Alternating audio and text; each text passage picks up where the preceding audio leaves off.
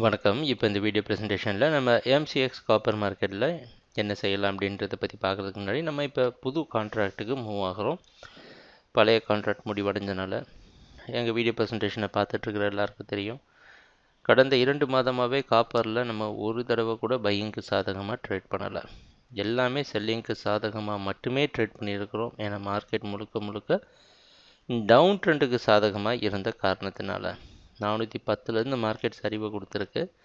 எந்த இடத்துல ஓரளவு நின்று இருக்குது அப்படின்னு பார்த்தோன்னா இந்த 382 இந்த இடத்துல சப்போர்ட் எடுத்து மட்டுமே மார்க்கெட் ஓரளவு மேலே போகலாம் முயற்சி செஞ்சுருக்கு.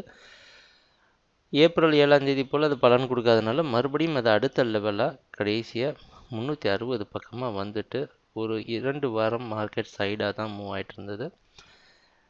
போன வாரம் வெள்ளிக்கிழமை நம்ம என்ன சொல்லியிருந்தோம் அப்படின்னா, மார்க்கெட் வாட்ச் பண்ணலாம், ஒரு கரெக்ஷன் அப்படின்லாம் எதிர்பார்த்துட்ருக்கிறதுனால மார்க்கெட் வாட்ச் மட்டும் பண்ணலான்னு நினச்சிருந்தோம். இதுலேருந்து என்ன தெரியுது, மார்க்கெட் முழுக்க செல்லிங்க்கு சாதகமாக இருக்குது. ஆனால் முக்கியமான இடம் 382, அதுக்கு அடுத்தது மார்க்கெட் நின்று இருக்கிற ஏரியா 376. ஏன்னா இந்த இடம் ஒரு அளவு சப்போர்ட்டாக இருந்திருக்கு, ஒரு இடத்துல ரெசிஸ்டன்ஸாகவும் இருந்திருக்கு. சரி, இப்போ இந்த ஸ்கேலை பெருசு பண்ணுறோம். ஏன்னா மார்க்கெட் எந்த புதிய கான்ட்ராக்ட்டுக்கு நம்ம போனாலும் சரி, அதாவது புதிய கான்ட்ராக்ட் சொல்லப்படுறது ஒரு கான்ட்ராக்ட் முடிவடைந்து ஆக்டிவாக இன்னொரு கான்ட்ராக்டில் நம்ம ட்ரேட் பண்ண ஆரம்பிக்கிறப்ப மார்க்கெட்டோட மொத்த நிலைமை என்ன அப்படின்றத நம்ம புரிஞ்சுக்கணும். மே 1ஆம் தேதி என்ன நடந்திருக்கு, 372 ஓப்பன் ஆகி மார்க்கெட் மிக வேகமாக 384 வரைக்கும் போயிருக்கு. முன்னாடியே சொன்ன மாதிரி 382 ரெசிஸ்டன்ஸு, சரிங்களா? அது ஒரு முக்கியமான இடம். அந்த இடத்துல மார்க்கெட்டில் செல்லர்ஸ் இருந்திருக்காங்க. அதனால் மார்க்கெட் தொடர் சரிவை கொடுத்து நேற்று மார்க்கெட் பார்த்திங்கன்னா ஓப்பனிங் கம்மியாக தான் ஓப்பன் ஆகிருக்கு, 376 க்ளோஸ் ஆகிடுச்சு. இதுக்கு முன்னாடி நான் உங்களுக்கு சொல்லியிருந்தேன், 2 இடம் தான் மார்க்கெட் நின்று இருக்குது இந்த கான்ட்ராக்டில், 382 376 இந்த ஜோன். எப்போவுமே சப்போர்ட் ரெசிஸ்டன்ஸ் அப்படின்னு சொல்லப்படுறது ஒரு ஜோன், ஒரு குறிப்பிட்ட கோடு கிடையாது இல்லையா?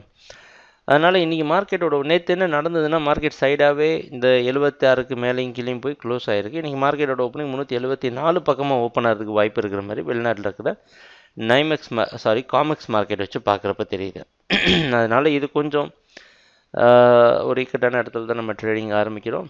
ஆனால் ட்ரெண்டை பொறுத்த வரைக்கும் நம்ம இன்னும் மார்க்கெட் டவுன் ட்ரெண்டுக்கு சாதகமாக இருக்கும் அப்படின்றது தான் நம்மளோட எதிர்பார்ப்பு.